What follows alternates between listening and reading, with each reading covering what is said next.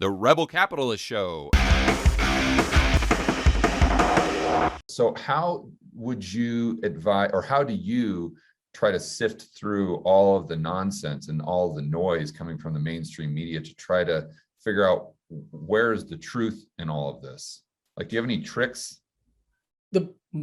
I have one trick. Okay. I always tell people I'm not a one trick pony, but in one aspect I am. Okay. I look over at the debt market to tell me what's happening. The truth. There you go. The key. The debt market is the key to this entire freak show. If you are watching one thing, just one, watch that 10-year yield, and you're going to have a really good idea as to what is going to be happening. Look, the stock market is going to wave around up and down and do all kinds of fun things as of late, but it's the debt market that's the driver. The stock market, I've tried to explain this to people, is a derivative of action in the debt market. The debt market is going to continue to inflate. So what do people want to do? What do you want to do? If you realize that you need to be in commodities, hard assets, gold, silver, and as you probably well know, I'm a big cryptocurrency advocate. I think people need to be in cryptos as well. It's just a fraction of their wealth should at least be in cryptos to some capacity. If you want to pick one, say Bitcoin, everyone's familiar with it. All right, there's a lot of them out there. But I mean, I think that's the one that people, Bitcoin, okay, it clicks with them. But, in my view here, I look at the bigger picture always. The bigger picture to me is, first of all, the day-to-day price action, literally of the stock market or of metals or cryptos. I don't even think about it. I really don't. I'm looking further down the pike for the inevitable implosion in the debt market. That's the big one. That's what everyone's waiting for. I mean, people, are talking about a stock market crash. Okay, yes, we're going to get one, but it's not going to start in the stock market. The big one is going to start in the debt market, where we're going to see a spike in that 10-year yield, an uncontrolled spike. And that's going to put pressure on the stock market, and it's going to sell off. And that cash isn't going to go to money heaven. It's going to just move into commodities, in my view, suppressed assets, gold, silver, platinum and palladium as well, crude oil, forget about it, other commodities as well. And I think the market cap of cryptos is going to 3, 4, 5 times, higher from where we are now when this happens. And I think it's going to happen rapidly. So, people always ask me, and I'm sure they ask you too, hey, when's the big meltdown going to occur? Well, you want a clue? Watch the 10-year yield. That's the key. So in that respect, yes, maybe I am a one-trick pony, because that's the biggest part of this market. Well, yeah, I agree that it's all about the bond market, and it's all about interest rates, especially in the United States, because to your point, the bond market goes down or the yields go up, let's say. The 10-year, just imagine a world where the 10-year, we wake up Monday morning and it's at 10%. Just as a thought, but seriously, just as a thought experiment for the viewers and listeners, just think about that for a moment. What would happen to the stock market? And then take it a step further, then what would happen to the purchasing power of the average Joe and Jane, or the Americans in aggregate total? And therefore, what would happen to the US economy? What would happen to the dollar? Then what would happen to commodity? What would happen to all these things? Mm-hmm. And it's a pretty easy chain of events to predict. It is. So then I love how you it's said just that, a matter of what your investment time frame is. Absolutely. That's it is simple. And, this whole thing, it's not hard to understand what's happening and where we are going. So for me, like I was saying, I just kind of look down the pike a little bit, keep myself in the right spots for now. For me, I tell people they should be, investing obviously in anti-debt units. This has been my theme since like forever, but at the same time, taking advantage of the freak show stock market at the same time. If we understand I believe it's going to continue to get propped up. We have been in a corrective phase since the end of last year. We've gone straight up for I don't know, since the meltdown of 2008, pretty much. Yeah, since Dow 6,000, we've had a couple of corrections here, but if you just draw a line, it's pretty much straight if you go through the middle of it all.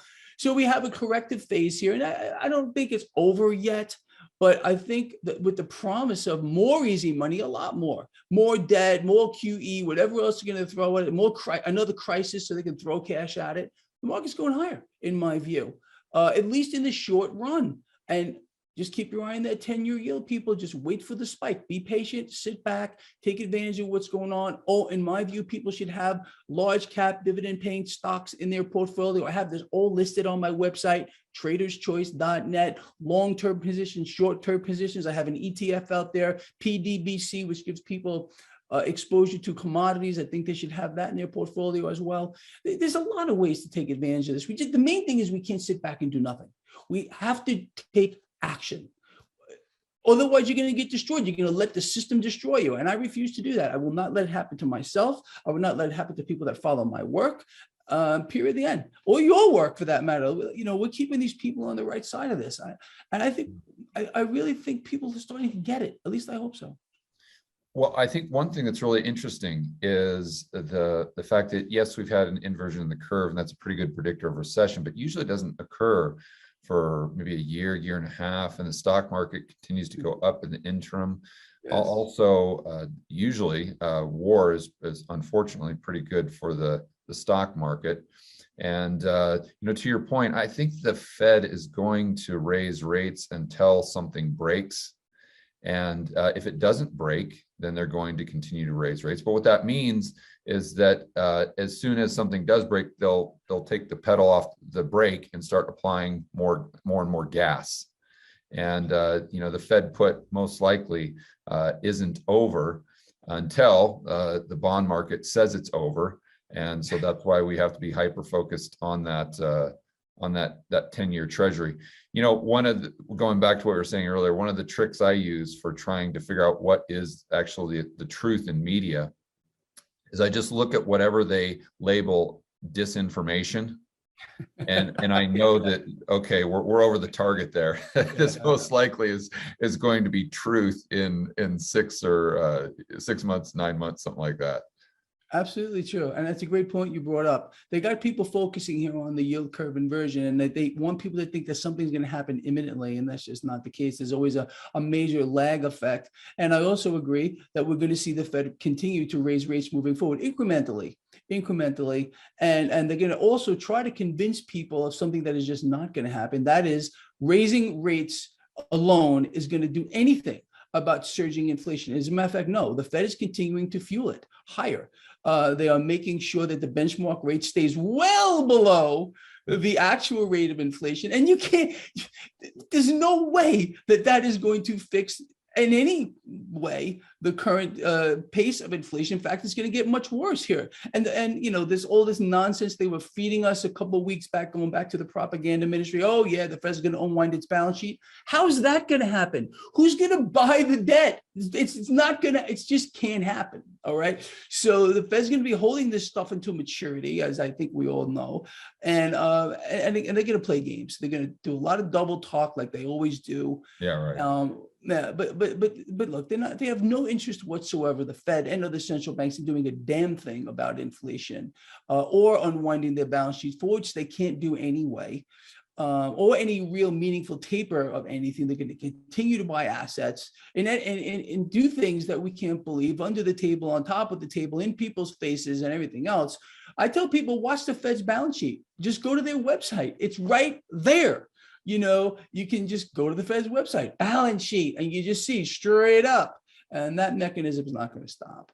And do you think we would get to a point where the Fed would buy stocks? I mean, they've already bought junk debt, through a special purpose vehicle, but you think they buy equities?